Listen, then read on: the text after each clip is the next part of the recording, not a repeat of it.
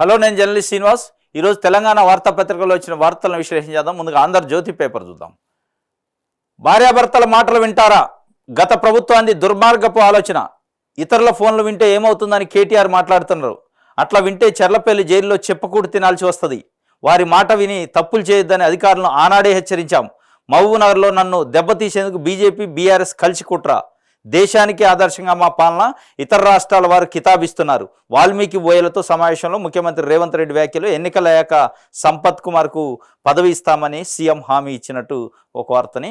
అంటే భార్యాభర్తల మాటలు వింటారంటే ఫోన్ ట్యాపింగ్ పైన గత 15 రోజులుగా తెలంగాణ రాష్ట్ర వ్యాప్తంగా పెద్ద ఎత్తున అనేక పరిణామాలు జరుగుతున్నాయి, చర్చ జరుగుతుంది. దాని సందర్భంగా నిన్న మహబూబ్నగర్లో మాట్లాడుతూ భార్యాభర్తల మాటలు వింటారా? గత ప్రభుత్వాన్ని దుర్మార్గపు ఆలోచన. కేటీఆర్ ఒకటో రెండో లంగాలయో దొంగలయో ఫోన్ ట్యాప్ చేసినా ఏమవుతుంది, ఫోన్ ట్యాప్ చేస్తే ఇంటే ఏమవుతుంది అంటాడు. ఇంటే చెర్లపల్లి జైల్లో చెప్పకూడదు తినాల్సి వస్తుందని రేవంత్ రెడ్డి చెప్తుండే కేటీఆర్కి. అంటే తొందరలోనే రేవంత్ రెడ్డికి ఆ చెప్పకూడదు తినే అంటే రేవంత్ రెడ్డి కేటీఆర్ని చెప్పకూడదు తినిపించే అవకాశం ఉందనే విధంగా ఈ వార్త ఉంది. తొందరలోనే మరి ఆ గడియలు వస్తాయా అనిపిస్తుంది. ఎందుకంటే ఈ దూకుడు ఈ వ్యవహారం చూస్తుంటే, ఎందుకంటే అట్లా వింటే చెర్లపల్లి జైల్లో చెప్పుకుంటూ తినాల్సి వస్తుంది. వారి మాటలు విని తప్పులు చేయొద్దని అధికారులకు ఆనాడే మేము హెచ్చరించడం వినలేదు, కాబట్టి అలా అనుభవిస్తున్నారు అనే విధంగా ఆయన చెప్పిండు. ఎన్నికలయ్యాక సంపత్ కుమార్కు ఏదైనా Nagar Kurnool ticket, MP ticket ఆశించి భంగపడ్డారో, మల్లు రవికి ఇవ్వాల్సి వచ్చిందో ఆ సంపత్ కుమార్కి ఎంపీ ఎన్నికలయ్యాక ఒక పదవి ఇస్తామని చెప్పిండు. అదేవిధంగా వాల్మీకి బోయలతో సమావేశం అనేది జరిగింది. వాల్మీకి బోయలకు మేము చూసుకుంటాం, వాళ్ళ కడుపులో పెట్టి చూసుకుంటాం అన్నట్టు వారు చెప్పిన పరిస్థితి. దీని గురించి ఒక వార్త ఇది. ఇంకోటి, నన్ను పిచ్చోని చేశారు. రంజిత్, మహేందర్ రెడ్డి ఆస్కార్ స్థాయి నటులు పార్టీ మారబోవని నా ముందే లొల్లి పెట్టుకున్నారు. కట్ చేస్తే 15 రోజుల్లోనే ఇద్దరు కాంగ్రెస్లో చేరారు. పట్నం వెన్నుపోటు వల్లే తాండూరులో ఓడిపోయాం. కేకే కడియం కష్టకాలంలో పార్టీని వెళ్తున్నారు. పార్టీ మారుతున్న ద్రోహులకు ప్రజలే బుద్ధి చెబుతారు. వాళ్ళు కేసీఆర్ కాళ్ళు పట్టుకున్నా మళ్ళీ రానియం. కొత్త తరం నాయకత్వాన్ని తయారు చేసుకుంటాం. 13న చేవెళ్లలో కేసీఆర్ సభను జయప్రదం చేద్దాం. బీజేపీని ఆపే బలం స్థానిక పార్టీలకే ఉంది అంటూ ఒక వార్తని. నన్ను పిచ్చోని చేశారు అంటాడు పట్నం మహేందర్ రెడ్డి. అదేవిధంగా Chevella sitting BRS MP Ranjith Reddy నన్ను పిచ్చోని చేసి వెళ్ళిపోయారు అంటాడు. పిచ్చోనే చేస్తారు. మీరు చేసిన కథలు, మీరు చేసిన శాఖలు ఈ 10 ఏళ్ళు అట్లే ఉన్నాయి. వేరే వాళ్ళని పిచ్చి, వేరే పార్టీ వాళ్ళని పిచ్చి వాళ్ళని చేసి బట్టి విక్రమార్క సిఎల్పి లీడర్గా ఒక దళిత నాయకుడు ఎన్నికైతే ఆయన సిఎల్పి సభ్యత్వాన్ని అంటే సిఎల్పి హోదాని పోగొట్టే ప్రక్రియ మీరు చేశారు. ఒక దళిత లీడరు కాంగ్రెస్ పార్టీ గౌరవించి సిఎల్పి లీడర్ ఇస్తే, సిఎల్పి హోదా ఇస్తే దాన్ని పోగొట్టడానికి ప్రయత్నం చేసి 12 మందిని ఎమ్మెల్యేలని జాయిన్ చేసుకుంటారు. ఇగో మీ పక్కన కూర్చున్నాం కూడా ఆమె సబితాయింద్ర రెడ్డి మహేశ్వరం నుంచి గెలిచారు చేతి గుర్తుపైన 2018లో. మరి ఆ రోజు వాళ్ళు పిచ్చోళ్ళు కాలేదా? నన్ను పిచ్చోడిని చేశారంటే రాజకీయాలు ఎప్పుడు అదే పవర్ ఎప్పుడు శాశ్వతం కాదు, రాజకీయాలు ఎప్పుడు ఒకటే రకంగా ఉండవు. కానీ మీరు అలా విర్రవీగారు. పరిపాలన మీ చేతిలో ఉంది, అధికారం మా చేతిలో ఉంది కాబట్టి ఎవరికంటే వాడికి కండవ కప్పి తీసుకొచ్చారు. మరి ఆ రోజు ఎవరు పిచ్చోళ్ళు అయ్యారు? ఎవరిని మోసం చేసినట్టు, ద్రోహం చేసినట్టు. ఇవాళ మీరు ద్రోహం చేశారు. పార్టీ కష్టకాలంలో ఉంటే ద్రోహం చేసిపోతున్నారు. కేకే లేదా కడియము ఇట్లాంటి వాళ్ళు, పట్నం మహేందర్ రెడ్డి, రంజిత్ రెడ్డి అని మీరు చెప్తున్నారు. పార్టీ మారబోమని నా ముందే లొల్లి పెట్టుకుని కట్ చేస్తే 15 రోజుల్లో కాంగ్రెస్ పార్టీ. ఇప్పుడు మీ పక్కన ఉన్నోళ్ళు పార్టీ మారినా ఆశ్చర్యం లేదు. డైలాగులు వేస్తారు రాజకీయ. నా బొందులో ప్రాణంతో వరకు కేసీఆర్ అంటేనే ఉంటాను, ఇంకో ఆయన అంటాడు అని చెప్తారు. కేకే పార్టీ మారుతున్న ద్రోహులకు ప్రజలే బుద్ధి చెప్తారు. చెప్పారు ఇప్పుడు పార్టీ మారిన ద్రోహులకి మొన్న ప్రజలు బుద్ధి చెప్పారు. ఎందుకంటే కాంగ్రెస్ పార్టీ పైన గెలిచి దీంట్లోకి ఏదైతే మీ పార్టీలోకి జాయిన్ చేసుకున్నారో మీకు మార్చిన వాళ్ళకి కూడా బుద్ధి చెప్పారు.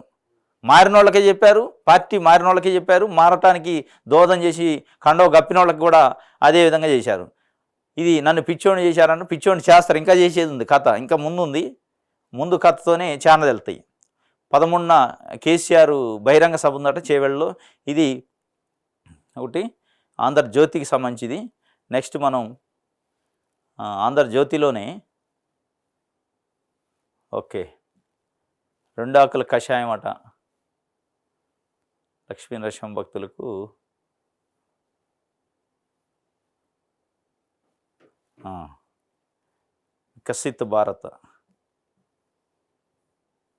వికసిత్ భారత్ పోలింగ్ కేంద్రాలపై ప్రత్యేక దృష్టి పెట్టాలని చెప్పి ఎలక్షన్ ఆఫీసర్లను ఆదేశించారట. నెక్స్ట్ ఇందులో ఒక ఇంపార్టెంట్ వార్త ఉంది. బీఆర్ఎస్ అవినీతిపై చర్యలు అని చెప్పి అంటాడు ఎవరు కిషన్ రెడ్డి. మరి వీళ్ళు ఏం చేశారు ఇన్ని రోజులు? బీఆర్ఎస్ అవినీతిపై చర్యలు ఏవంటే మీరు కూడా అదే చేస్తే వాళ్ళని ఇప్పుడు అంటుంటారు. మరో 2 ఎంపీ అభ్యర్థులు జంప్ అయ్యే అవకాశం ఉందట. నిన్న కడియం శ్రీహరి కూతురు కడియం కావ్య వరంగల్ ఎంపీ అభ్యర్థిగా డిక్లేర్ చేసింది. బీఆర్ఎస్ పార్టీ డిక్లేర్ చేశాక అనూహ్యంగా పార్టీ మారి కాంగ్రెస్ పార్టీలో జాయిన్ అవుతుంది. ఇంకొక 2 అభ్యర్థులు ఉన్నారట. దాంట్లో మహబూబాదు సిట్టింగ్ ఎంపీ మాలోత్ కవిత కూడా ఉన్నారన్నారు. మళ్ళీ ఆమె క్లారిటీ ఇచ్చారు, నేనేమి అట్లాంటిది లేదు అని చెప్పి. మొత్తానికైతే ఎవరు అనేది ఇంకా 2 ఉన్నారట. 2 ఎవరు అనేది తొందరలోనే తెలిసిద్ది. ఇది ఆంధ్రజ్యోతికి సంబంధించి.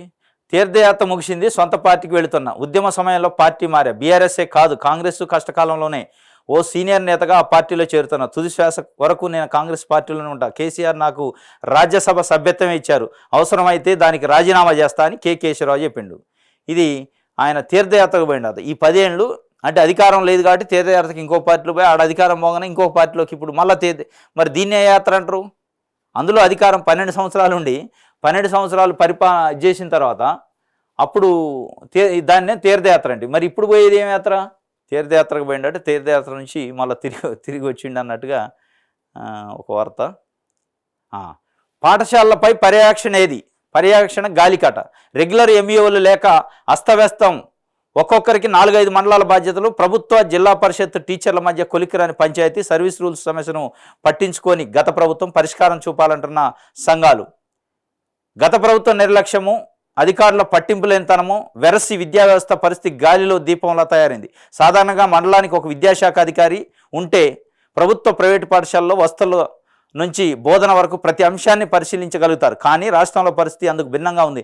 రాష్ట్ర వ్యాప్తంగా 600 మండలాలు ఉంటే రెగ్యులర్ ఎంఈఓలు 20 మంది, ఇన్ఛార్జ్ ఎంఈఓలు 100 మందిలో లోపే ఉన్నారు. అంటే సగటున ఒక్కో ఎంఈఓ 5 మండలాల బాధ్యతలు నిర్వహిస్తారు. యాదాద్రి జిల్లాలో ఏకంగా 10 మండలాలకు ఒక ఇన్ఛార్జ్ ఎంఈఓ ఉన్నారంటే పరిస్థితి ఎలా ఉందో అర్థం చేసుకోవచ్చు. ప్రభుత్వం జిల్లా పరిషత్ ఉపాధ్యాయులు మధ్య దశాబ్దాలుగా నడుస్తున్న పంచాయతీని కొలిక్కి తేవడంలో ప్రభుత్వం విఫలం కావడం వల్లే ఈ పరిస్థితి తలెత్తిందని ఉపాధ్యాయ సంఘాలు ఆరోపిస్తున్నాయి.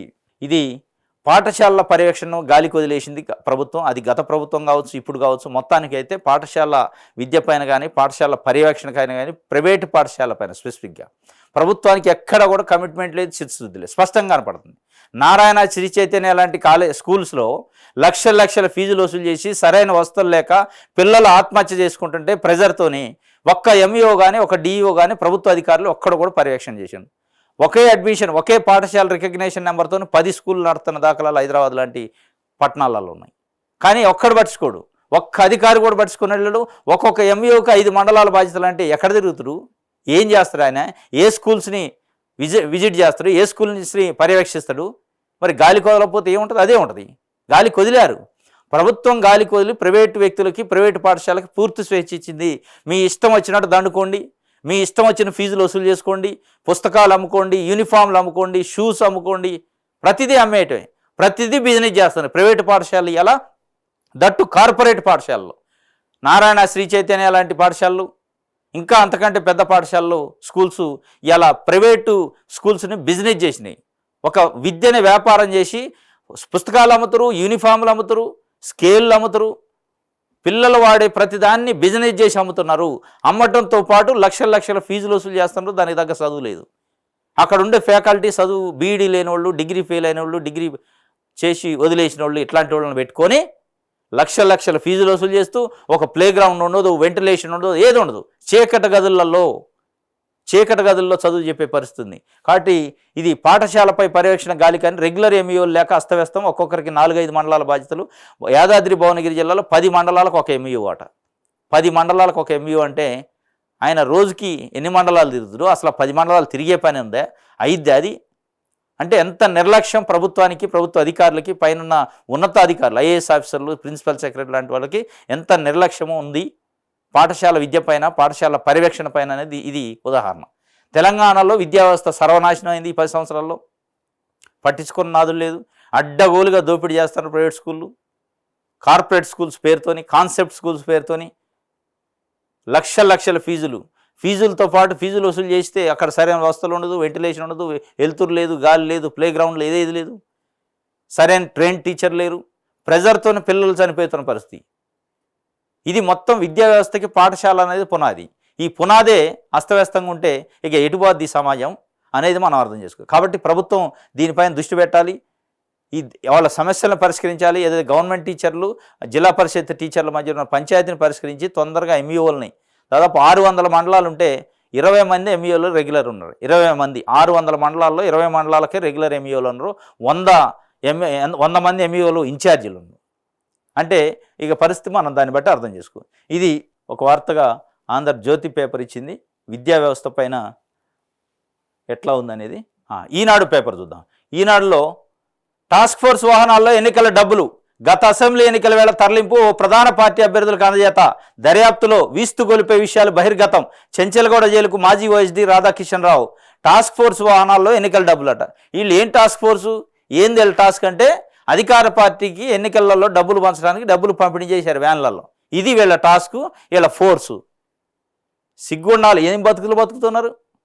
ఒక ఐఏఎస్ ఐపీఎస్ ఆఫీసర్గా ఉంటూ, పోలీస్ ఆఫీసర్గా ఉంటూ ప్రజలకు రక్షణ ఇచ్చి ప్రజలకు న్యాయాన్ని కాపాడాలి, చట్టాలను కాపాడాల్సిన వ్యక్తులు మీ టాస్క్ ఫోర్స్ వేసుకొని ఏం టాస్క్ చేశారు? ఎన్నికల్లో డబ్బులు పంపిణీ చేయడానికా? ప్రజలకి ఎన్నికల్లో డబ్బులు పంపిణీ చేయడానికి ఒక పార్టీకి సహకరించి, అసలు ఎన్నికల్లో డబ్బులు పంపిణీకే మీరు సహకరించొద్దు, అది ఒక పార్టీకి సహకరించి మీ పోలీసు వ్యాన్లలోనే డబ్బులు పంపిణీ చేశారంటే వ్యవస్థ ఎడిపోతుంది. ఎంత పారదర్శకంగా ఎన్నికలు జరుగుతున్నాయి అనేది దీన్ని బట్టి మనకు అర్థమైంది. దీనికి మళ్ళీ కేసీఆర్ ముద్దు పేరు పెట్టి ప్రజలు నన్ను కడుపులో పెట్టి చూసుకుంటారు, ప్రజలు ఆదరిస్తారు, నేను చేసింది భూమి బద్దలైద్ది, బ్రహ్మాండమైన పనులు చేసిన అంటాడు.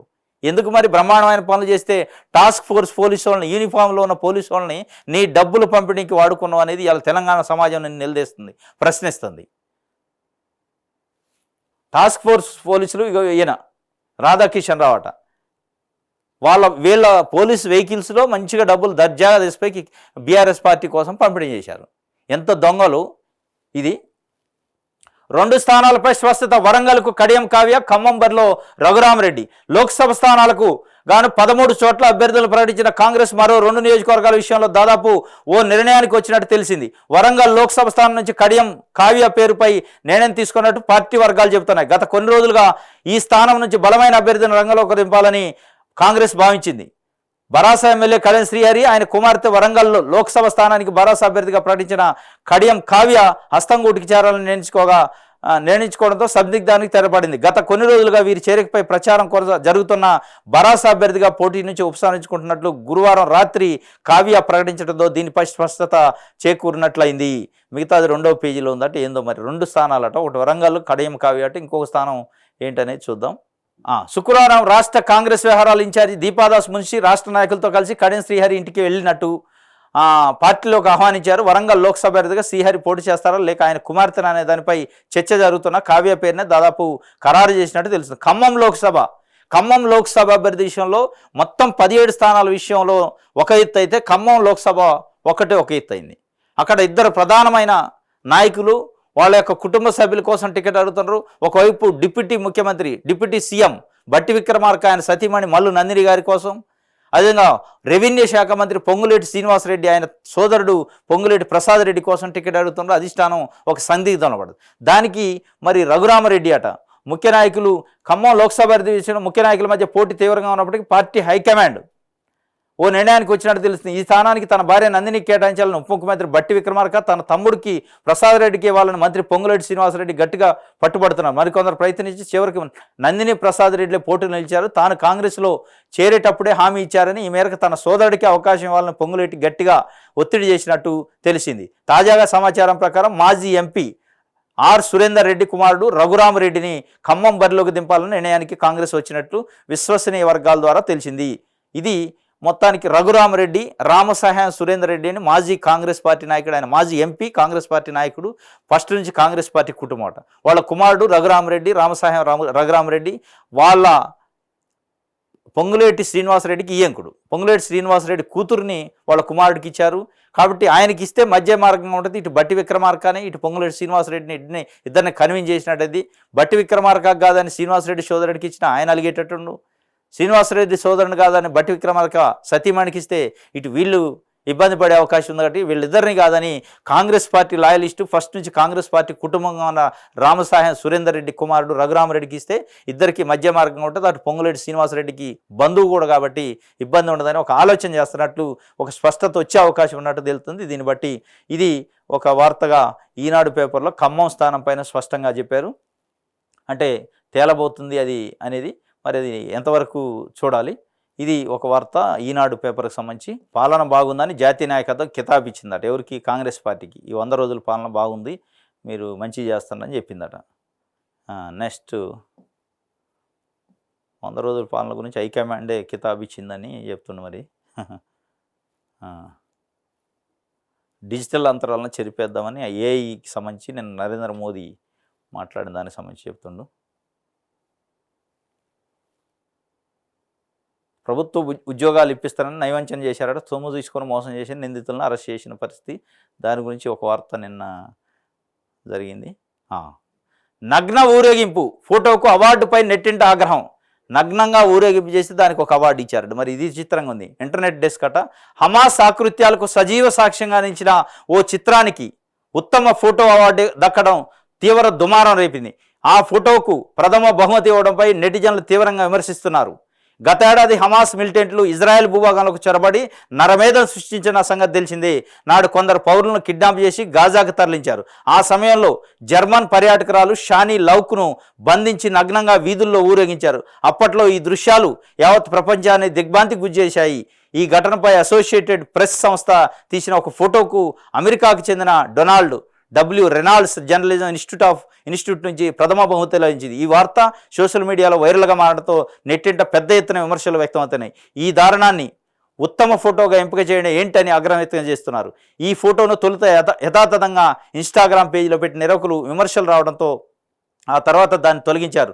2023 అక్టోబర్ 7న ఇజ్రాయెల్లో సూపర్ నోవా మ్యూజిక్ ఫెస్టివల్ జరుగుతున్న సమయంలో హమాస్ మిలిటెంట్లు ఒక్కసారిగా దాడికి పాల్పడ్డారు. గాజా సరిహద్దు సమీపంలో హమాస్ సృష్టించిన నరమేధంతో ఫెస్టివల్ జరిగిన ప్రాంతంలో 260 మంది అమాయకులు ప్రాణాలు కోల్పోయారు. అక్కడి నుంచి కొందరు బందీలుగా తీసుకువెళ్లారు.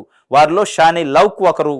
ఆ తర్వాత కొన్ని రోజులకు ప్రతిదాడిలో భాగంగా గాజా భూభాగంలోకి ఐడిఎఫ్ దళాలు ప్రవేశించి అప్పుడు షానీ మృతదేహాన్ని గుర్తించారు. ఆమెను తీవ్రంగా వేధించారని, గాజా మొత్తం ఊరేగించారని అప్పట్లో ఇజ్రాయెల్ విదేశాంగ శాఖ వెల్లడించింది. ఇది ఎంత దారుణం అంటే, నగ్నంగా ఇజ్రాయెల్కి సంబంధించి హమాస్ సంస్థ ఏదైతే పాలస్తీనా హమాస్ సంబంధించిన వాళ్ళు ఇజ్రాయెల్ పైన దాడి చేసి అక్కడ నుంచి కొంతమంది బందీలుగా తీసిపోయి వాళ్ళ దేశంలో నగ్నంగా ఊరేగించారట. షానీ లౌక్ అనే ఆమెను, ఒక పర్యాటకురాలు పాపం 260 మందిని చంపి కొంతమందిని మిగతా వాళ్ళని బందీలుగా తీసుకెళ్ళి మొత్తం వీధులలో నగ్నంగా తిప్పి ఆ ఫోటోలు తీసి ఆ ఫోటోలకి మరి ఇది ఏం దిక్కుమాలిన ఈ జర్మన్ ఏదో అట ఏంది ఇది ప్రైవేట్ సంస్థ అటు ఇదేదో ఇన్స్టిట్యూట్ ఉత్తమ ఫోటోగ్రఫీకి ఇచ్చే అవార్డులు దానికి ఇచ్చారట. అసలు మనం ఎటుపోతున్నాం? మానవత్వం ఉందా లేదా? ఏం ఫోటోలకి ఇస్తారు మీరు? దీంట్లో ఏమైనా ప్రకృతి ఉందా? దీంట్లో ఏమైనా మానవత్వం ఉందా? ఏం సందేశం ఇస్తున్నట్టు? కాబట్టి ఇది చాలా తీవ్రమైన పరిణామం. నగ్న ఊరేగింపు ఫోటోకు అవార్డులపై నెట్టింట కాదు, ఆ సంస్థను బ్యాన్ చేయాలి. వాస్తవంగా నగ్నంగా ఊరేగించడం అనేది చట్టవిరుద్ధం. ఆ చట్టవిరుద్ధం దాంట్లో నరమేధం సృష్టించారు. 260 మందిని చంపిన వ్యక్తులు చంపి అక్కడ నుంచి బందీలుగా మహిళలను తీసిపోయి అనేక రకాలుగా వేధించి చిత్రహింసలకు గురి చేసి రేపులు చేశారు, చంపారు, హత్యలు చేశారు. అట్లాంటి ఫోటోలకు మీరు ఈ ఫోటోగ్రఫీ అవార్డులు ఇస్తే ఆ అవార్డుకి విలువ ఉందా? అవార్డు ఇచ్చేటోడు తీసుకుంటేటోడు దేనికి అవార్డు? ఏం సందేశం ఇస్తున్నట్టు? ఒక అవార్డు ఇచ్చినా, ఒక పథకం ఇచ్చినా ఎట్లా ఉండాలో, సమాజానికి ఒక మంచి సందేశం ఇచ్చినట్టు ఉండాలి. కానీ సమాజానికి చెడు చేసేదాన్ని మీరేం సందేశం ఇస్తారు? కాబట్టి ఇది చాలా దారుణమైన విషయం. నగ్న ఊరేగింపు ఫోటోకు అనేది ఇదేదో డొనాల్డ్ రెనాల్డ్ జర్నలిజం ఇన్స్టిట్యూట్. ఏం జర్నలిజం? అదేం జర్నలిజం? అసలు జర్నలిజం ఇన్స్టిట్యూట్ ఇచ్చిందట, అమెరికాకు చెందిన జర్నలిజం ఇన్స్టిట్యూట్. అంటే అట్లా ఊరేగించాలి నగ్నంగాని మీరు సందేశం ఇస్తానట్లా అనేది ఇప్పుడు మనకు దీన్ని బట్టి అర్థమవుతుంది. ఇది ఈనాడుకు సంబంధించి. దిశ పేపర్ చూద్దాం. భస్మాసుర బాణం నాడు విపక్షాలపై కేసీఆర్ ప్రయోగం తిరిగి నేడు బీఆర్ఎస్ మెడకు. పార్టీ నుంచి రోజుకో నేత బయటకు. నైతికంగా ఒంటరవుతున్న గులాబీ బాస్. ఫ్యామిలీకి మాత్రమే పార్టీ పరిమితమా? అంచనా కందని కాంగ్రెస్ వ్యూహాలు. మానసికంగా కారణాలు చేసిన రేవంత్ రెడ్డి సీనియర్లు లాగేయడంతో గులాబీ శ్రేణుల్లో డైలమా. ఫ్యూచర్పై పార్టీలో గందరగోళం. బీఆర్ఎస్ అభ్యర్థులు డీమోరల్. కడియం కావ్య ఎగ్జిట్తో అలజడి మొదలు. పలువురు గులాబీ అభ్యర్థులపై సందేహాలు. నామినేషన్ల ఉపసంహరణ వరకు సస్పెన్షన్. ఇది భస్మాసుర బాణం అని 10 సంవత్సరాల్లో కేసీఆర్, బీఆర్ఎస్ అధినేత కేసీఆర్ ఏదైతే భస్మాసుర బాణాన్ని వేసిండో ప్రతిపక్షాల పైన, తెలుగుదేశం పార్టీ కానీ ఇటు కాంగ్రెస్ పార్టీ పైన గెలిచిన అభ్యర్థుల్ని ఎట్లయితే గుంజుకొని వాళ్ళ పార్టీ కాండో కలిపి పార్టీలు మెర్జ్ చేసి చేసుకుండో అదే బాణం తిరిగి నేడు బీఆర్ఎస్ మెడకు గుచ్చుకుందట. గుచ్చుకుంటుంది కూడా. ఎందుకంటే వాళ్ళు చేసిందే వాళ్ళకి ఇవాళ కొట్టుకుంటుంది. ఫ్యామిలీకే మాత్రమే పార్టీ పరిమితమైనట్టు అర్థమవుతుంది. నిజంగా కూడా 39 మంది ఎమ్మెల్యేలు గెలిస్తే ఏ ఎమ్మెల్యే కూడా మనస్ఫూర్తిగా స్పందించట్ల పార్టీ కోసం అన్నట్టు మనకు అర్థమవుతుంది. ఏ ఎమ్మెల్యే కానీ, ఏ మాజీ మంత్రులు కానీ, ఓడిపోయిన వాళ్ళు కానీ, సీనియర్ బీఆర్ఎస్ పార్టీ నాయకులు ఒకళ్ళిద్దరు తప్ప మిగతా నాయకులు అంతా చాలా సైలెంట్గా, కూల్గా ఉన్నారు. అబ్జర్వ్ చేస్తున్నారు ఎటు పోతుంది వ్యవస్థ, మనం ఏం చేయాలా, మన రోల్ ఏంది, మన భవిష్యత్తు ఏందనేది వాళ్ళ ఆలోచనలు పడి ఎక్కడా కూడా ఎమోషన్ అవ్వట్లే. కాంగ్రెస్ పార్టీ పైన కానీ ప్రభుత్వం పైన ఎక్కడ కూడా అంత పెద్దగా ఆ స్థాయిలో విమర్శలు చేయట్లే. ఓన్లీ కేసీఆర్ ఫ్యామిలీ, హరీష్ రావు, కేటీఆర్ వీళ్ళు తప్ప ఎవ్వడూ విమర్శించట్లే. అంటే దీన్ని బట్టి అర్థం చేయొచ్చు, అంటే డైలమాలో ఉన్నారు, పార్టీ నాయకత్వం డైలమాలో ఉంది, నాయకులు డైలమాలో ఉన్నారు, ఉండాలా పోవాలా, ఉంటే ఏ విధంగా ఉండాలి అనేది. ఇంకోటి బీఆర్ఎస్ పార్టీ 17 మంది అభ్యర్థులను ప్రకటించింది ఎంపీ స్థానాలకి. ఒక అభ్యర్థి ఆల్రెడీ జంపు, ఇంకా మిగతా అభ్యర్థులు కూడా డిమోరల్ అయ్యారా, అసలు నిల్చోవాలా లేదా, పోటీ చేయాలా లేదా, అసలు నామినేషన్ వేసిన దానికి కూడా గ్యారెంటీ లేదు. ఒకళ్ళు వేసాక కూడా విడ్డ్రాయల్ అప్పుడు విడ్డ్రా అవుతారా అనేది కూడా ఒక డౌట్, ఒక అనుమానం వ్యక్తమవుతుంది. ఒక అయోమయంలో ఉంది బీఆర్ఎస్ పార్టీ కానీ కేసీఆర్. అంటే ఏదైతే రేవంత్ రెడ్డి వ్యూహాల ముందు గిలగిల కొట్టుకుంటున్నట్టు అనిపిస్తుంది. దీనికి వీరు చేసిన గత కార్యాలే దీనికి కారణం అనేది ఒకటి. ఇది ఒక వార్త. పెద్దపల్లి టికెట్ మాదేలకి ఇవ్వాలని మాదిగ ఈక్వేషన్స్తో గడ్డం వంశీని మార్చేందుకు కాంగ్రెస్ యోచన. ఇప్పటికే మాలలకు నాగర్ కర్నూలు, పెద్దపల్లి టికెట్లు. కడియం ఫ్యామిలీకి వరంగల్ ఇస్తే రిజర్వ్డ్గా ఉన్న 3 చోట్ల వారికే మాదిగ సామాజిక వర్గం నుంచి తీవ్ర వ్యతిరేకతకు ఛాన్సు. పెద్దపల్లి టికెట్ ఆల్రెడీ గడ్డం వంశీకి ఇచ్చారు. గడ్డం వివేక్ వెంకటస్వామి కుమారుడు, ఆయన మాల కమ్యూనిటీ. అదేవిధంగా నాగర్ కర్నూలు కూడా మాల కమ్యూనిటీకే మల్లు రవికి ఇచ్చారు. వరంగల్ కూడా కడియం ఫ్యామిలీకి ఇస్తే మాదిగ కమ్యూనిటీకి 3 స్థానాలు ఒకటి కూడా ఇవ్వనట్టయింది. వ్యతిరేకత వస్తుంది కాబట్టి పెద్దపల్లి టికెట్ను మార్చే అవకాశం ఉన్నట్లు ఒక వార్తని ఇచ్చారు. నెక్స్ట్, పార్టీ మారుతున్న వారంతా మానవత్వం లేనివారు, కేసులకు భయపడేది లేదు. ఎమ్మెల్యే సబితా ఇంద్రారెడ్డి చెప్తుండ్రు. సబితమ్మ చాలా మంచి మాటలు చెప్తుండ్రు, నీతి వాక్యాలు చెప్తుండ్రు. పార్టీ మారేవారంతా మానవత్వం లేనివారట. మరి మీరు మారింది ఏంది? మీకు మానవత్వం లేదా అనేది ఇలా మహేశ్వరం ప్రజలు కాదు, రాష్ట్రంలో ఉన్న ప్రజలు అడుగుతున్నారు. 2004 నుంచి 2014 వరకు 10 సంవత్సరాలు కాంగ్రెస్ పార్టీ మిమ్మల్ని హోంమంత్రి ఒకసారి చేసింది, ఇంకోసారి గనుల శాఖ మంత్రి చేసింది. కాంగ్రెస్ పార్టీ టికెట్ ఇచ్చి గౌరవించింది, గెలిపించింది. 2018లో కాంగ్రెస్ పార్టీ టికెట్ ఇచ్చింది, గెలిపించింది. మీరేం చేశారు? మరి మీకు మానవత్వం లేదా అనేది ఇలా తెలంగాణ సమాజం మిమ్మల్ని ప్రశ్నిస్తుంది. అసలు మీకు ఆ మాట అనే అర్హత లేదు. ఎందుకంటే మీరే ఒక పార్టీ సింబల్ మీద గెలిచి ఇంకో పార్టీలో కండవ కప్పుకొని మంత్రి అయ్యారు. మీకేడుంది అర్హత?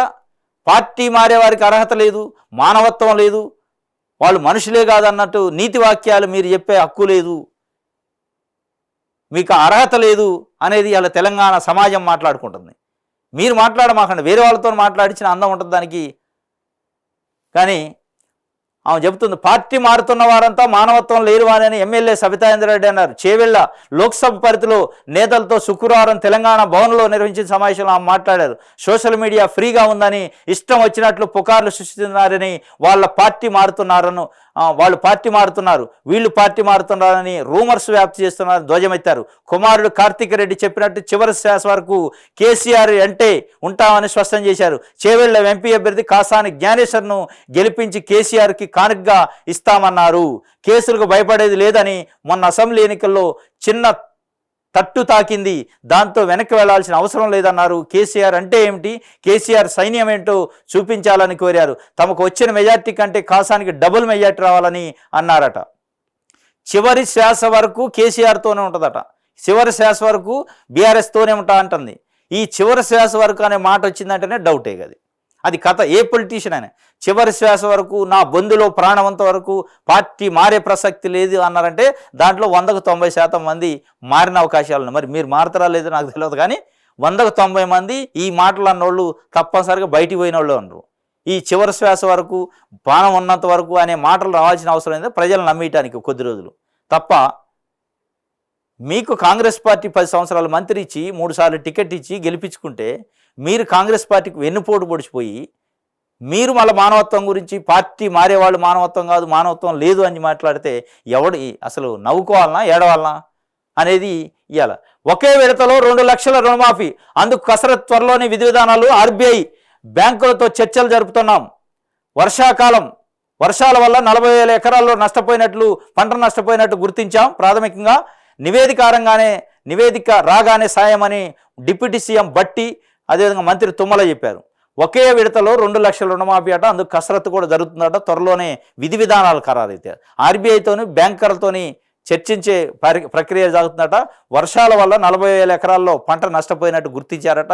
ఆ పంట నష్టానికి సంబంధించిన పరిహారాన్ని ఆ రిపోర్ట్ రాగానే ఇస్తామని చెప్పి వ్యవసాయ శాఖ మంత్రి తుమ్మల నాగేశ్వరరావు గారు డిప్యూటీ సీఎం బట్టి విక్రమార్క గారు నిన్న గాంధీ భవన్లో ప్రెస్ మీట్లో చెప్పారు.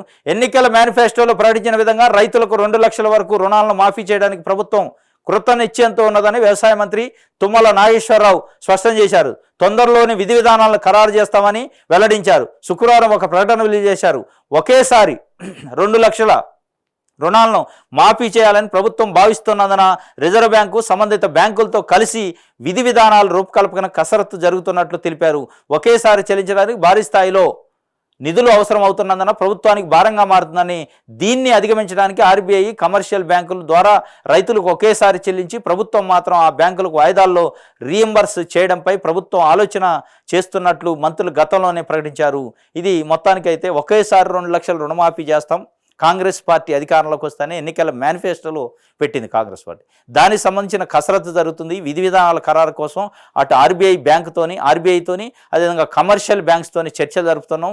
ఏ విధంగా చేయాలి, ఎందుకంటే ప్రభుత్వానికి కొంత ఒకేసారి చేయటువంటి భారం అయింది కాబట్టి బ్యాంకులు ముందు రైతులకి మాఫీ చేసి తర్వాత బ్యాంకులకి విడతల వారీగా ప్రభుత్వం చెల్లించే విధి విధానాలను ఖరారు చేసే దాంట్లో ఉన్నాము అని చెప్పి ఇటు డిప్యూటీ సీఎం బట్టి విక్రమార్క గారు, తుమ్మల నాగేశ్వరరావు గారు నిన్న చెప్పిన దాని పరిస్థితి ఇది. రుణమాఫీ గురించి ఒక బిగ్ అప్డేట్ అన్నట్టు. ఇది ఎలక్షన్ తర్వాత ఉండే అవకాశం ఉంది. ఇప్పుడు జూన్ వరకు ఈ ఎలక్షన్ హడావుడి ఇది ఉంది కాబట్టి దాని తర్వాతనే మనం ఆశించాలి. రాజీనామే ప్రధానం.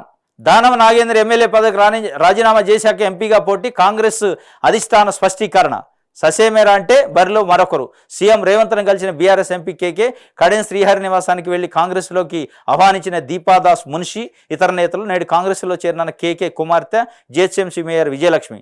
కేకే, కడియం శ్రీహరి, ఆయన కుమార్తె కావ్య ఎప్పుడు చేరతారనే దానిపై అస్పష్టత. సుదీర్ఘంగా టీపీసీసీ ఎగ్జిక్యూటివ్ కమిటీ భేటీ, తుక్కుగూడ సభ ఏర్పాట్లు, లోక్సభ ఎన్నికల వ్యూహంపై చర్చ. రాజీనామా ప్రధానమట. Khairatabad MLA Danam Nagender BRS party నుంచి కాంగ్రెస్ పార్టీలో జాయిన్ అయ్యారు. ఆయన కాంగ్రెస్ పార్టీలో జాయిన్ అయ్యేటప్పుడు సికింద్రాబాద్ ఎంపీగా కంటెస్ట్ చేయాలంటే ఖైరతాబాద్ ఎమ్మెల్యే పదవికి రిజైన్ చేసి బీఫామ్ తీసుకొని కాంగ్రెస్ పార్టీ పైన పోటీ చేయండి, లేదంటే కుదరదు అని కాంగ్రెస్ పార్టీ చెప్పిందట. ఆయన ఇప్పుడు కాంగ్రెస్ పార్టీలో జాయిన్ అయిన తర్వాత ఖైరతాబాద్ ఎమ్మెల్యే పదవికి రాజీనామా చేయడానికి కొంత తటపటాయిస్తుంది అనేది కాంగ్రెస్ పార్టీ అంటుంది. తటపటా ఇచ్చి ఒకవేళ ఆయన రాజీనామా వెనక్కపోతే సికింద్రాబాద్ అభ్యర్థిత్వాన్ని వేరే క్యాండిడేట్కి ఇస్తాం, ఎందుకంటే అది మోరల్గా అంటే వేరే పార్టీ సింబల్ పైన ఎమ్మెల్యేగా గెలిచి ఈ పార్టీలో ఎంపీగా పోటీ చేయడం అనేది కొంత నైతికత అడ్డం వస్తుంది కాబట్టి తప్పనిసరిగా మీరు రాజీనామా చేయాల్సిందని కాంగ్రెస్ పార్టీ అంటుంది. చేయకపోతే అవసరమైతే క్యాండిడేట్ని కూడా మార్చే అవకాశం ఉంది అట.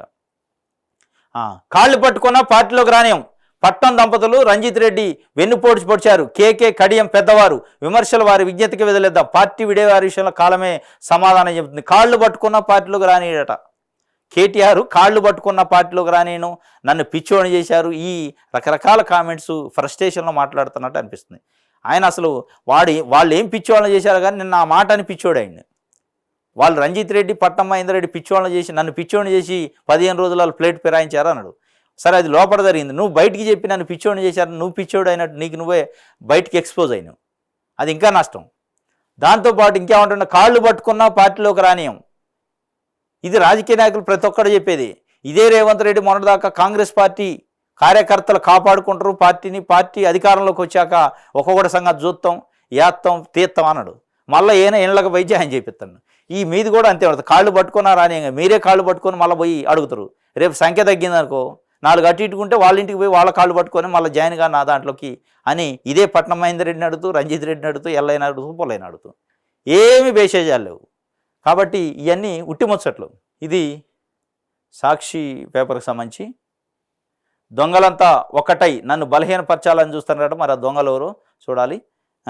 రేవంత్ రెడ్డి అంటుండే దొంగలంతా ఒకటయ్యారట, ఆయన బలహీనపరచడానికి చూస్తున్నారట. ప్రేమతోనే కాంగ్రెస్లో చేరుతుందట. మేయర్ గారు ప్రేమతో చేరుతుందట. అంటే అధికారం వచ్చింది కాబట్టి ప్రేమ వచ్చింది, అధికారం లేకపోతే ప్రేమ ఉండదు. ఇది డాక్టర్గా మారొద్దు, మందులు రాయొద్దు, అర్హత లేకుండా వైద్యం చేయొద్దు, సూచిక బోర్డుపై clinic, medical centre, nursing home పేర్లు వాడొద్దు, ప్రథమ చికిత్స కేంద్రం అని మాత్రమే పెట్టుకోవాలి ఆర్ఎంపీలకు స్పష్టం చేసిన వైద్య ఆరోగ్య శాఖ. ఆర్ఎంపీలకు సూచనలట. అర్హత లేకుండా ఎవరు వైద్యం చేయకూడదని వైద్య ఆరోగ్య శాఖ స్పష్టం చేసింది. తెలంగాణ క్లినికల్ ఎస్టాబ్లిష్మెంట్ యాక్ట్ 2010 ప్రకారం ప్రథమ చికిత్స చేసే ఆర్ఎంపీలు తమ పేరు ముందు డాక్టర్ అని పెట్టుకోకూడదని ఆదేశించింది. ఆర్ఎంపీల స్థాయికి మించి వైద్యం చేస్తున్నట్టు అనేక ఆరోపణలు వస్తున్నాయని, వారి వైద్యం వల్ల కొందరు రోగులు మృతి చెందినట్టు ఫిర్యాదులు వచ్చాయని తెలిపింది. కాబట్టి ప్రథమ చికిత్స చేసే వ్యక్తులు ప్రభుత్వ ఆదేశాల ప్రకారం నడుచుకోవాలని వైద్య ఆరోగ్య శాఖ సూచించింది. ఆర్ఎంపీలు తమ చికిత్సా కేంద్రం ముందు సూచికా బోర్డులపై ప్లస్ అది ఫస్ట్ ఎయిడ్ సెంటర్లు లేదా ప్రథమ చికిత్స కేంద్రం అని మాత్రమే ప్రదర్శించాలని క్లినిక్, ఆసుపత్రి, నర్సింగ్ హోము, మెడికల్ సెంటర్లు లేదా మరి ఇతర పేర్లు సూచికా బోర్డులను ప్రదర్శించరాదని పేర్కొంది. ప్రథమ చికిత్స చేసే వ్యక్తులు సర్కారు సూచనలు ఉల్లంఘిస్తే కఠిన చర్యలు తీసుకుంటామని చెప్పింది. ఆర్ఎంపీలకు కొన్ని సూచనలు చేసిందట తెలంగాణ వైద్య ఆరోగ్య శాఖ. ఏం చేసింది? ఆర్ఎంపీలు స్వయంగా రోగ నిర్ధారణ చేసే మందులు ఇవ్వడం లేదా ఇంజక్షన్లు ఇవ్వడం వంటివి చేయొద్దు. రోగులకు వైద్యం మందులు చిట్టీలను రాయకూడదు, ప్రిస్క్రిప్షన్ రాయొద్దట. రోగులకు సెలైన్ బాటిల్స్ ఎక్కించరాదు, ఇన్పేషెంట్ వైద్యం చేయకూడదు, ల్యాబులు నిర్వహించరాదు, అబార్షన్లు, కాన్పులు వంటి హై రిస్క్ చికిత్సలు చేయరాదు, రోగులను ప్రలోభపెట్టి వైద్యం కోసం ఆసుపత్రులకు సిఫారసు చేయకూడదు. ఇవన్నీ వాళ్ళు చేస్తూనే ఉన్నారు. ఆర్ఎంపీలు అంటే కొంతమంది ఆర్ఎంపీలు వాస్తవంగా ఆ ఆర్ఎంపీలు వ్యవస్థ కొంత బెటరే. గ్రామాలలో, మారుమూల గ్రామాలలో, పట్టణాలకు దూరంగా ఉండే గ్రామాలలో ఈ ఆర్ఎంపీలు కొంత ఫస్ట్ ఎయిడ్కి పనికి వస్తున్నారు, కొంత సర్వీస్ చేసేవాళ్ళు. ఇందులో కొంతమంది దొంగలు ఉన్నారు. వాడికి ఏమి తెలియదు, ఏమి రాదు, తీసిపోయి ఆ దగ్గరలో ఉన్న టౌన్లో వీళ్ళని జాయిన్ చేయించడం, కమిషన్లు తీసుకోవడం ఇదంతా నడుస్తుంది. అబార్షన్లు చేసేవాళ్ళు ఉన్నారు, కాన్పులు చేసేవాళ్ళు ఉన్నారు. ఇది చట్ట వ్యతిరేకం వాస్తవంగా. ఇవన్నీ చేస్తూ ఉంటారు. కాబట్టి వాటిపైన చేయొద్దు అని కొంత నియంత్రణ పెట్టింది. ఆర్ఎంపీలకి ఏం చేయాలి, ఏం చేయకూడదని కొంత క్లినిక్ బోర్డులు కానీ, నర్సింగ్ హోమ్లు అని అవి పెట్టొద్దట. ఓన్లీ ఫస్ట్ ఎయిడ్ సెంటర్ మాత్రమే పెట్టాలి, ప్రథమ చికిత్సా కేంద్రం అనే పెట్టాలి. వాళ్ళ పేరు ముందు కూడా డాక్టర్ అని ఎక్కడా పెట్టుకోవద్దు. ఇవన్నీ కొంతమంది పెడుతున్నారు. పేరు ముందు డాక్టర్ పెట్టుకోవడం, డాక్టర్ చదవకుండా కూడా ప్రిస్క్రిప్షన్లు రాయటం, ప్రిస్క్రిప్షన్లో హై డోస్ మందులు ఇవ్వటం, ఇట్లాంటి వాటి వల్ల ఆర్ఎంపీలు ఇచ్చిన హై డోస్ మందుల వల్ల కొన్ని ప్రాణాలు పోయినాయి, కొంతమంది అంగవైకల్యం చెందారు. కాబట్టి ఇది స్ట్రిక్ట్గా ఫాలో. దీంతో పాటు వైద్య ఆరోగ్య శాఖ ఈ క్లినిక్లకి, ఈ ఆర్ఎంపీలకే నిబంధనలు కాదు, అసలైన హాస్పిటళ్ళు, డాక్టర్లు కూడా నిబంధనలు పెట్టాలి. ఇచ్చలవిడిగా దోపిడీ చేయటం, అవసరం లేని టెస్టులు రాయటం, అవసరం లేని మందులు రాయటం, అవసరం లేకపోయినా ఇన్పేషెంట్గా ఐపీలో జాయిన్ చేసుకోవటం, అవసరం లేకపోయినా ఇది మన దాంట్లో ఐసీయూలో పెట్టడం, ఇట్లాంటివన్నీ చేస్తున్నారు. వాళ్ళపైన కూడా నియంత్రణ ఉండాలి. అసలు వాళ్ళపైన నియంత్రణ లేదు, వాళ్ళపైన పర్యవేక్షణ లేదు. డిఎంహెచ్ఓలు గాలికి వదిలేశారు. పట్టణాలలో దోపిడీ జరుగుతుంది, వైద్య దోపిడీ జరుగుతుంది, వైద్య వ్యాపారం జరుగుతుంది. విద్యా వ్యాపారం ఎట్లయితే జరుగుతుందో వైద్యంలో కూడా దోపిడీ వ్యాపారం జరుగుతుంది. దాన్ని నియంత్రించాలంటే ప్రభుత్వం మీరు చిన్న చిన్న ఆర్ఎంపీలకి గ్రామాలలో అంతో ఎంతో ప్రజలకి సాయం చేసి, ప్రజలకి సేవ చేసి, తక్కువ ఖర్చుతో సేవ చేసి, వాళ్ళకి అందుబాటులో ఉండే వాళ్ళకి ఇన్ని కండిషన్లు పెట్టారు. పట్టణాలలో నిలువు దోపిడీ చేస్తున్నారు డాక్టర్లు. వాళ్ళ మీద కండిషన్లు పెట్టాలి, వాళ్ళ మీద చర్యలు తీసుకోవాలి. వాళ్ళపైన చట్ట ప్రకారం ప్రతి హాస్పిటల్లో బోర్డు పెట్టాలి, కంప్లైంట్ సెల్ పెట్టాలి. వాళ్ళు అధిక ఫీజులు వసూలు చేసినా, అవసరం లేని టెస్టులు రాసినా, ఇట్లాంటి విషయాలలో కంప్లైంట్ ఎవరికి కంప్లైంట్ చేయాలన్నా కంప్లైంట్ సెల్ పెట్టాలి, కంప్లైంట్ బాక్స్ పెట్టాలి. ఇవన్నీ చేయాలి. ప్రజలను అవేర్నెస్ చేయాలి. ఇది కూడా చేయాలి. ఇది సాక్షి సంబంధించి. నెక్స్ట్ వెలుగు పేపర్ చూద్దాం. 13 ఏళ్ల తర్వాత వాపసు వస్తున్న కాంగ్రెస్లో చేరికపై కేకే. ఎప్పుడు చేరేది త్వరలోనే చెప్తా. కాంగ్రెస్లో 55 ఏళ్ళు పనిచేసిన, నాకు ఎన్నో పదవులు ఇచ్చింది, కాకా లాంటి వాళ్ళతో కలిసి తెలంగాణ కోసం కొట్లాడిన, టీఆర్ఎస్ను కాంగ్రెస్లో విలీనం చేస్తానంటూ ఆ పార్టీలో చేరి రాష్ట్రం కోసం పోరాడిన కేసీఆర్ గౌరవం ఇచ్చారు. పార్టీ ఎందుకు ఓడిందో సమీక్షించుకోవాలని వ్యాఖ్య. ఇవాళ కాంగ్రెస్లోకి విజయలక్ష్మి అట బీఆర్ఎస్ పని అయిపోయిందని కడియం శ్రీహరి చెబుతుండే. బీఆర్ఎస్ పని అయిపోయింది కాబట్టి దాని పని కాగానే ఇంకో దాంట్లో పోవటం ఆడ ఖాళీ అయితే. బీఆర్ఎస్ ఆగమాగం, కడియం కావ్య లేఖతో కలకలం, పార్టీలో ఏం జరుగుతుందని తెలియక కేడర్లు అయోమయం, పార్టీని ఇంకెంతమంది విడిపోతారని చర్చ. ఇప్పటికే 5 ఎంపీలు, 1 ఎమ్మెల్యే గుడ్ బై. కాంగ్రెస్లో చేరేందుకు సిద్ధమైన కేకే, ఆయన కూతురు విజయలక్ష్మి. అదే బాటలో కడియం శ్రీహరి, ఆయన కూతురు కావ్య. ఇది ఒకటైతే ఇంకొకటి, నన్ను పిచ్చోని చేసినారు అంటుండ్రు. కష్టకాలంలో పార్టీని వదిలేసిపోతుండ్రు అని కేటీఆర్. వాళ్ళు చేసిందో లేదు కానీ నువ్వు పిచ్చోడు అవుతుండ్రు. ఆయన నువ్వు బయటకు అనుకొని పిచ్చోడు అవుతున్నావు. పోయినోడు ఎట్టా పోయిండో అది అందరికీ తెలిసింది. మళ్ళీ నన్ను పిచ్చోడు ఆయన చేసిండు, నన్ను పిచ్చోడిని చేసి పోయారని మళ్ళీ నువ్వు ఎందుకు చెప్పుకోవడం? బయట చెప్పుకోవడం అది ఎంత సిగ్గుచేటు. వాస్తవంగా చెప్పుకోకూడదు. నిజమైన తెలుగు కాళ్ళ రాజకీయ నాయకుడు అయితే ఆ మాట చెప్పడు బయటికి. నన్ను పిచ్చోని చేసిపోయారంటే నీకే అది తక్కువ చిన్నతనం, అది వాస్తవంగా ఎవడికి చిన్నతనం, నీకే చిన్నతనం ఇది. అదే సింపతి వచ్చేది కాదు, మన్ను కాదు. ఇది వెలుగు పేపర్ సంబంధించి ఫోన్ ట్యాపింగ్లో టెలిగ్రాఫ్ యాక్ట్ని ప్రయోగిస్తారట. ఇది ఒకటి వార్త వెలుగు పత్రికకి సంబంధించి ఫోన్ ట్యాపింగ్ దానిపైన రాసింది. ఇది చూడండి, సిట్టింగ్ ఎంపీల్లో 225 మందిపై క్రిమినల్ కేసులు, 5% మంది వద్ద 100 కోట్లకు మించి ఆస్తులు, ఏడీఆర్ రిపోర్ట్ అని ఒకటి ఇచ్చింది. ఇప్పుడున్న సిట్టింగ్ ఎంపీల్లో 225 మంది అంటే 545 మంది ఎంపీలు ఉంటే దాదాపు సగం మంది దాకా, అంటే సగం కాదు 40% వరకు 225 మంది మొత్తం క్రిమినల్ కేసులు ఉన్నవాళ్ళు, దొంగలు, దోపిడీదారులు, కబ్జాదారులు, కూనికోరులు, అత్యాచారం చేసిన వాళ్ళు అన్నట్టు దీని అర్థం. అంటే దాంట్లో రకరకాల వాళ్ళు ఉంటారు. మన దేశంలోనే 514 మంది సిట్టింగ్ ఎంపీల్లో 225 మంది అంటే 44% పై క్రిమినల్ కేసులు ఉన్నాయి.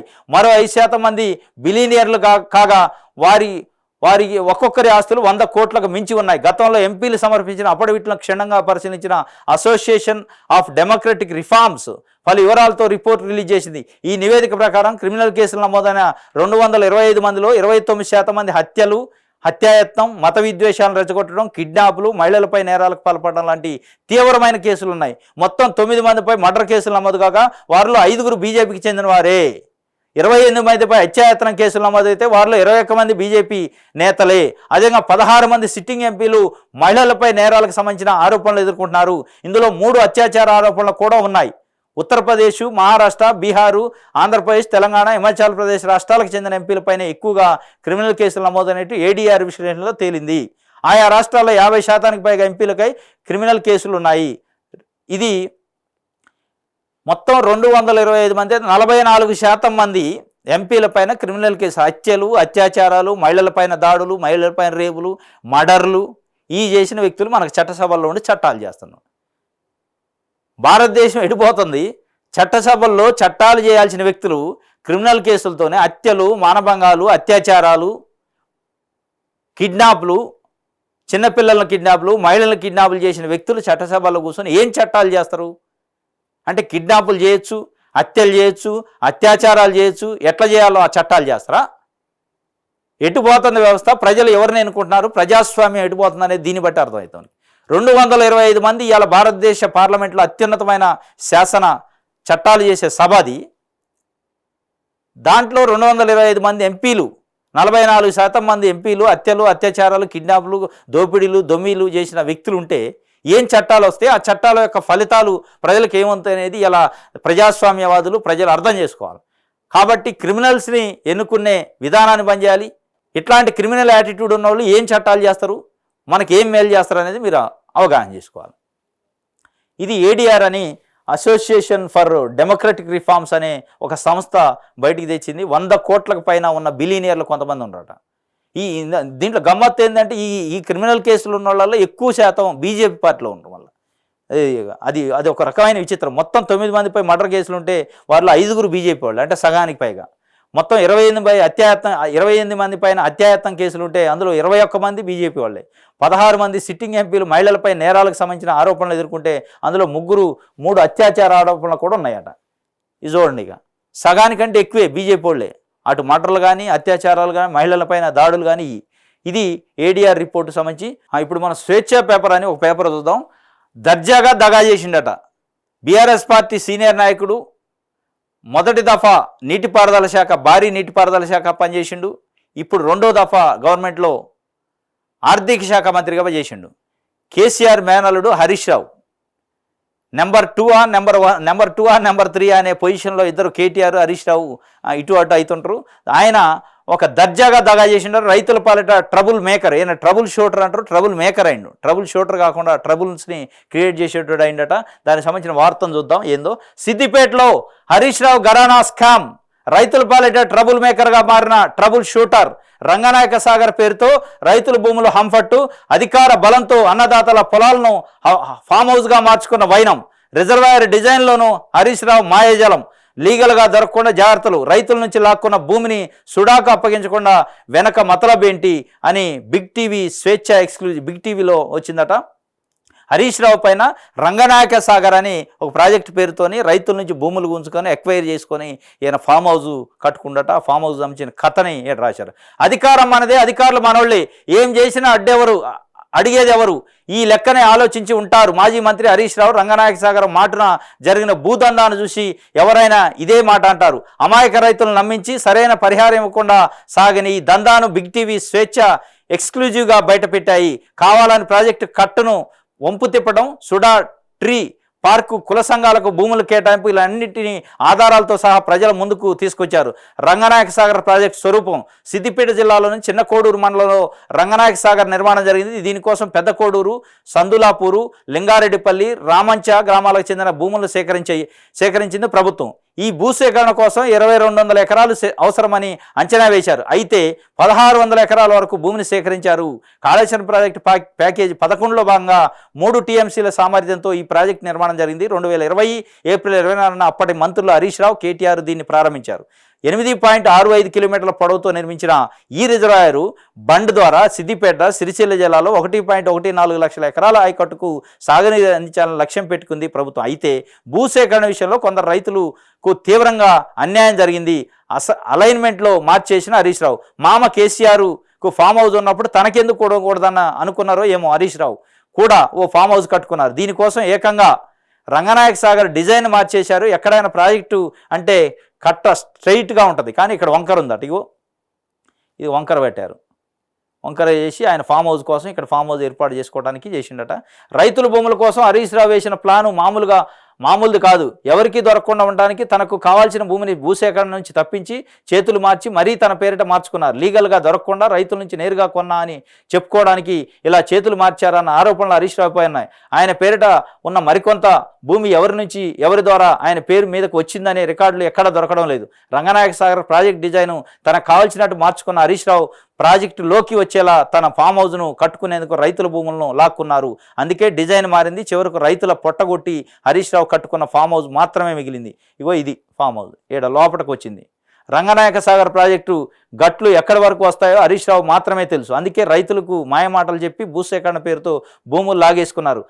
అవే అటు ఇటు తిరిగి హరీష్ రావుకు కొంతమంది బీఆర్ఎస్ నేతల చేతుల్లోకి వెళ్ళే అన్నది అక్కడ రైతుల ఆవేదన. హరీష్ రావు ఫామ్ హౌస్ ఉన్న ప్రాంతం సిద్దిపేట పక్కనే ఉన్న రామంచ. ఆ ఊర్లో హరీష్ రావు పేరిట ఉన్న భూముల రికార్డులను బిగ్ టీవీ స్వీకరించాయి. సర్వే నెంబర్ 402, 405, 406, 424లో హరీష్ రావు మొత్తం 13 ఎకరాల 12 గుంటల భూమి ఉంది. 2018 ఆగస్టు 13 వరకు 1 గుంట భూమి కూడా హరీష్ రావుకు లేదు. ఆ తర్వాతే ఆయన పేరిట భూములు వచ్చాయి. మొత్తం 13 ఎకరాల ఫామ్ హౌస్ ఉందట. దాదాపుగా ఏదైతే రంగనాయక సాగర్ దాంట్లోకి లోపలికి వచ్చేటట్టు డిజైన్ మార్చారట. కట్ట స్ట్రైట్గా ఉంటుంది. ఎప్పుడైనా కట్టని వంకర తిప్పి దాంట్లో ఆయన ఫామ్ హౌస్ వచ్చేటట్టు చేసి ఫామ్ హౌస్లో బిల్డింగ్లో నిలబడి చూస్తే రంగనాయక సాగర్ కనపడాలి, ఆయనకి విజువల్స్ కనపడాలా. దానికోసం ప్రజల నుంచి భూములు గుంజుకొని అన్యాయంగా వాళ్ళకి పరిహారం సరిగీయకుండా దాన్ని డిజైన్ మార్చి ప్రభుత్వ సొమ్ముతో షోకులు పడ్డాడు అన్నట్టు. మొత్తానికి హరీష్ రావుకు సంబంధించిన చిట్టా అంతా అదేవిధంగా స్వేచ్ఛ పేపరు డిజిటల్ డైలీ అట ఆయన యొక్క దర్జాగా చేసిన దగాని బయటపెట్టింది. దీనిపైన ప్రభుత్వం స్పందించాలి, దీనిపైన చర్యలు తీసుకోవాలి. వీళ్ళు మాట్లాడితే ఏతులు మాట్లాడతారు. ఈ నీతులు ఏతుల సంగతి ఏందో బయటపడాలా. ఈయనకు ఫామ్ హౌస్ ఉంది, కేటీఆర్కి ఫామ్ హౌస్ ఉంది, కవితకు ఫామ్ హౌస్ ఉంది, కేసీఆర్కి ఫామ్ హౌస్ ఉంది.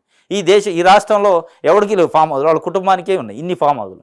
కుటుంబంలో ప్రతి సభ్యుడికి ఒక ఫామ్ హౌస్ ఉంటుంది. ఏమన్నా అంటే మీకు తెలంగాణ ప్రజలు మీకు అధికారం ఇచ్చింది మీరు ఫామ్ హౌస్లు కట్టుకోవడానికి, ప్రజల భూములు గుంజుకొని ఫామ్ హౌస్లు ఫెన్సింగ్లు వేసుకోవడానికి కాదు కదా.